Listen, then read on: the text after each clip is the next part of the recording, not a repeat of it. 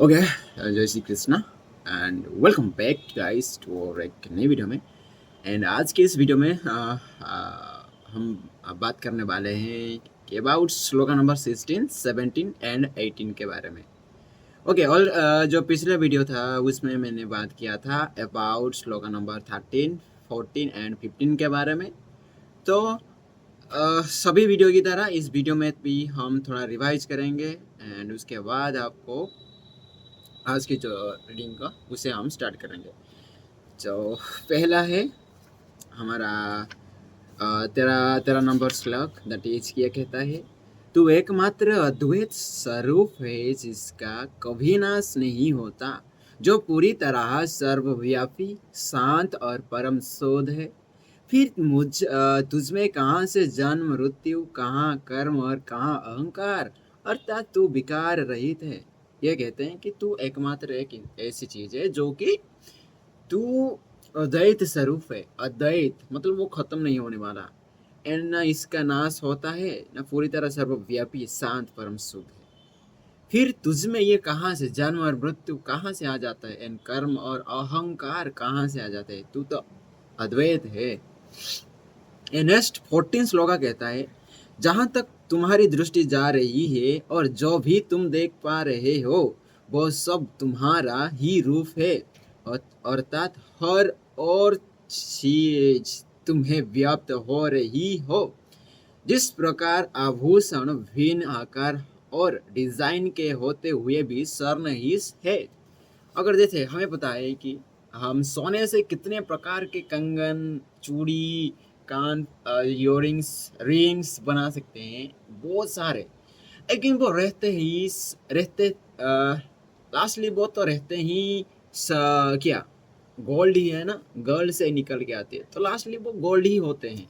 उनका जो भी नाम दिया जाए, किसी प्रकार भी डिजाइन दिया जाए उसको, लेकिन वो गोल्ड ही रहता है। उसी तरह आप जितनी दूर तक अपनी आंखों से देख सकते हो, जहां भी देख सकते हो, बस सभी तुम्हारा ही है, तुम्हारा एक रूप है, तुम ही हो, व्यक्त हो तुम ही। ओके, यहाँ पर कोई शौक नहीं करने का। नेक्स्ट श्लोका नंबर 15 कहता है, मैं यहाँ हूँ या यह मैं नहीं हूँ, ऐसी पृथकतावादी विचारण धारा का तत्काल त्याग दो। सर्वत्र व्याप्त केवल आत्मा है, ऐसा निश्चय करके सभी संकल्प से मुक्त होकर तुम सुखी हो जाओ। ओके, ये मैं हूँ या ये मैं नहीं हूँ, ऐसा कभी क्वेश्चन मत करना। ऐसी पृथकतावादी अपने मन के अंदर आने मत देना, क्योंकि आत्मा सर्वत्र व्याप्त है, केवल आत्मा व्याप्त सब सर्वत्र है।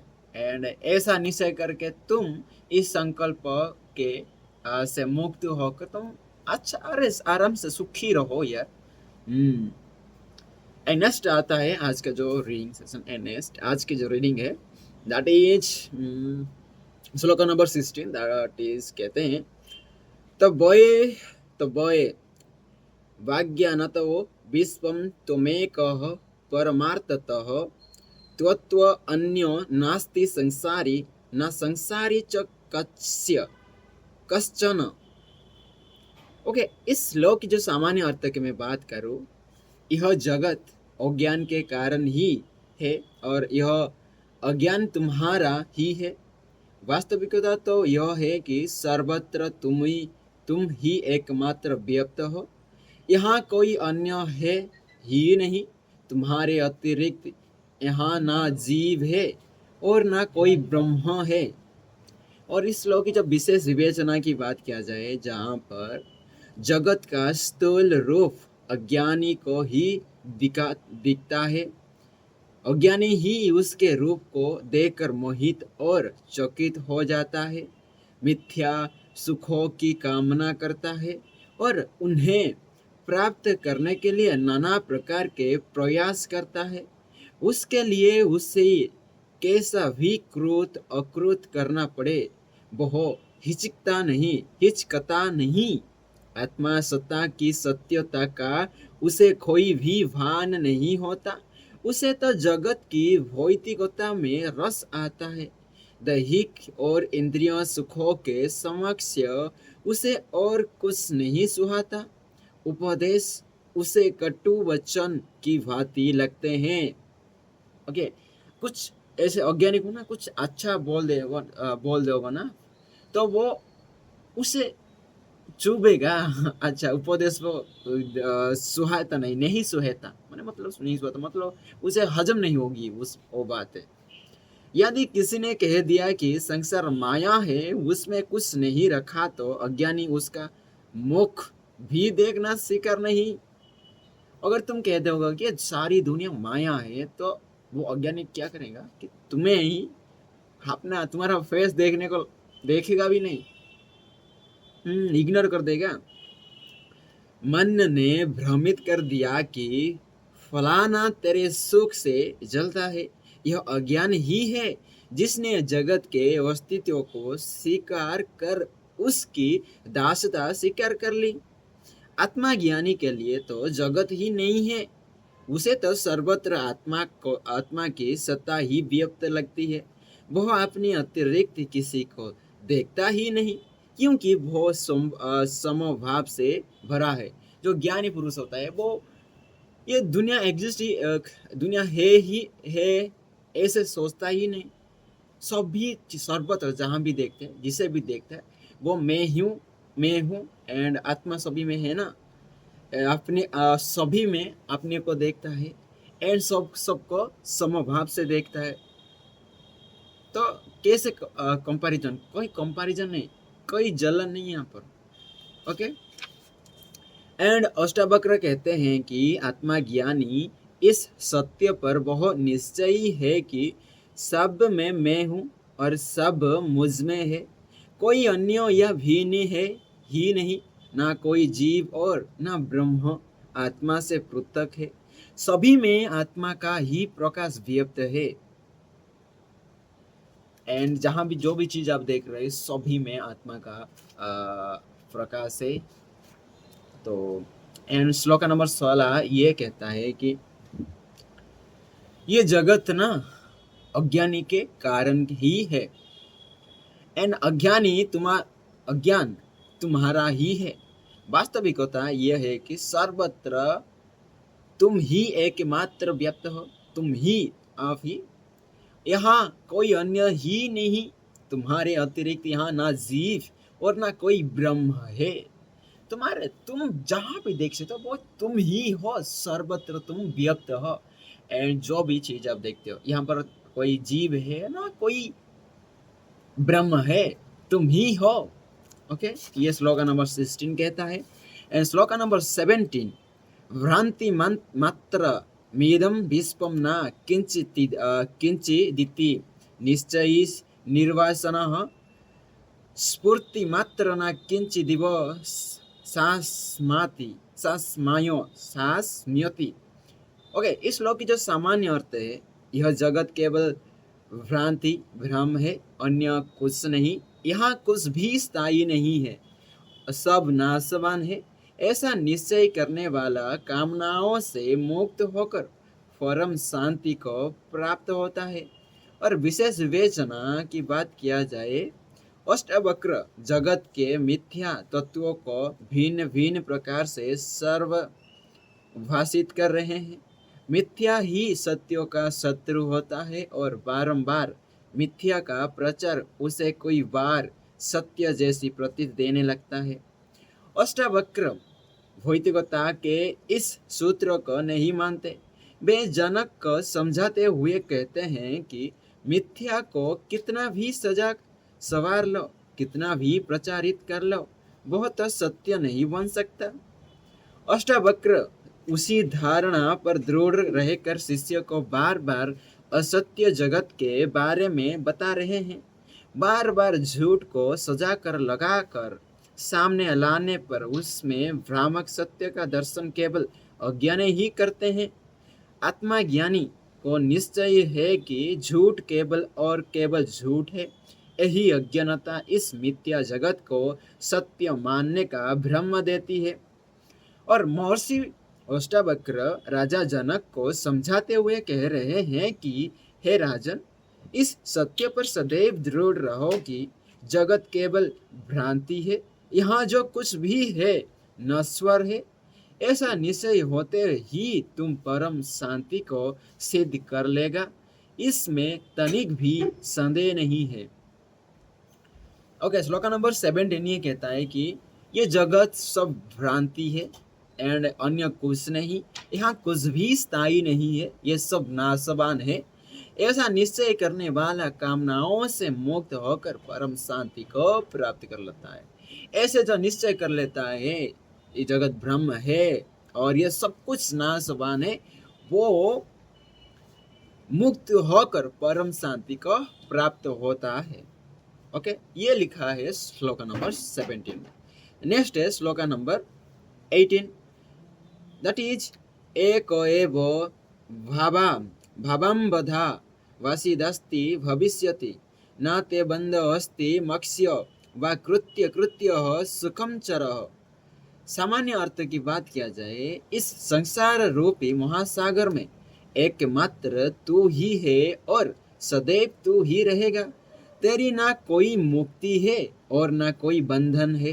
तू कर्म अकर्म से रहित होकर इस संसार सागर में सुख पूर्वक विचरण कर।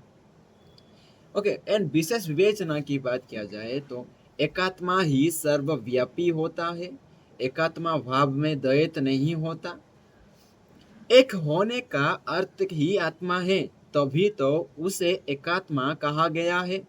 जिसे स्वयं को एकात्मा होने की अनुभूति हो गई है, वह सर्व व्यापक हो गया।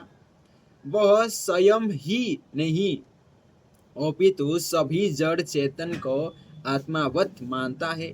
उसे स्वयं में ही जगत का दर्शन हो जाता है। वह वृक्षों में भी स्वयं को देखता है और कीट में भी आत्मदर्शी के लिए भिन्न कुछ नहीं। उसी अनुभूति को जब विस्तार मिलता है तो वो जीवन मरण से परे हो जाता है। अज्ञानी ज्ञानी का न जन्म होता है और न मरण, वो एक था और एक मात्र ही रहेगा। ना वो कहीं जाएगा और ना कहीं वहाँ आएगा, क्योंकि वो स्थिर है, गतिहीन है और एकमात्र है। महर्षि अष्टावक्र इस सूत्र में स्पष्ट करते हैं कि चर अचर के रूप प्रखर भिन्न हो सकते हैं, पर आत्मावत उनमें किंचित भिन्नता नहीं।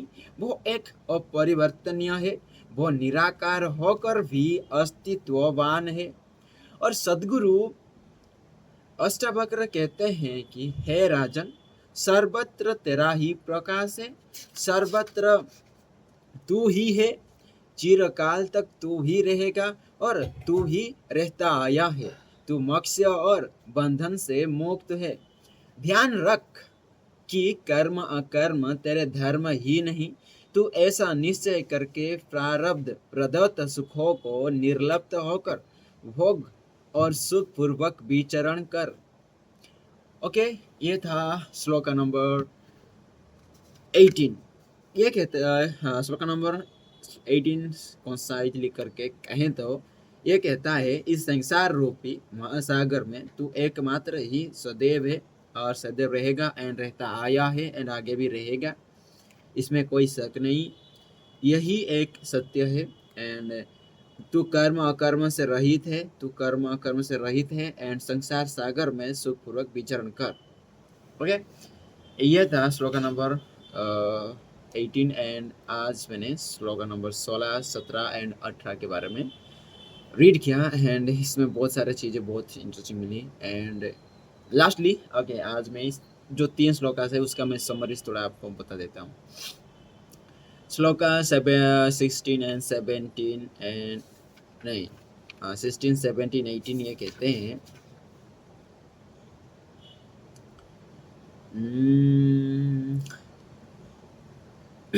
जगत, जो श्लोका नंबर 16 कहते हैं कि जगत कोई एग्जिस्ट नहीं करता, ये एक भ्रांति है। जगत एक भ्रांति है जो कि अज्ञानी के कारण ही होता है। अज्ञानी वास्तविकता में आप ही है। तो अब जब आपको अज्ञानी को ना, जब आप बोलोगे कि कुछ उपदेश दोगे तो वो मानेगा नहीं, आपको देखना भी पसंद नहीं करेगा। तो ये लिखा है एंड आप सभी में व्याप्त हो, सभी चीज़ों में आप ही हो एंड आप ही में सृष्टि है।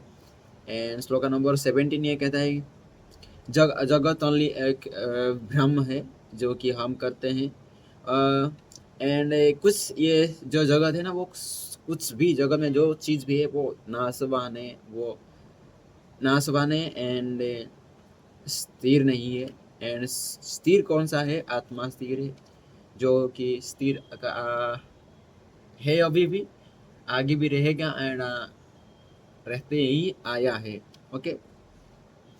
एंड 18 में ये कहता है कि ये संसार रूपी महासागर में एकमात्र तू ही है और सदैव तू ही रहेगा और तेरी ना कोई मुक्ति है और ना कोई बंधन, तू कर्म अकर्म से रहित है। ओके, आत्मा ना कर्म अकर्म से रहित है एंड सदैव क्या बोलते हैं इसे, इससे तू अलग है, कर्म अकर्म से तू रहित है। ओके। एंड ये था आज के लिए इतना, एंड मिलते हैं नेक्स्ट वीडियो में। एंड किसी ने जो मेरी लास्ट वीडियो थी उसमें किसी ने एक कमेंट लिखा है कि आप क्या कर रहे हो, मतलब हाँ, मैं जो वीडियोस बना रही हूँ ना, मैं उसका अच्छा सा सबटाइटल्स नहीं दे रहा हूँ, तो समझने में आपको थोड़ा दिक्कत हो रही है, तो उसका भी डाउट क्लियर कर देता हूँ कि आज से मैं थोड़ा सबटाइटल भी देने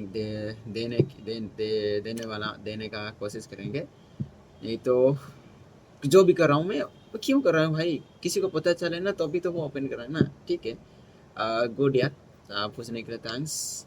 ओके, मिलते हैं, bye bye and hello, keep smiling, thank you.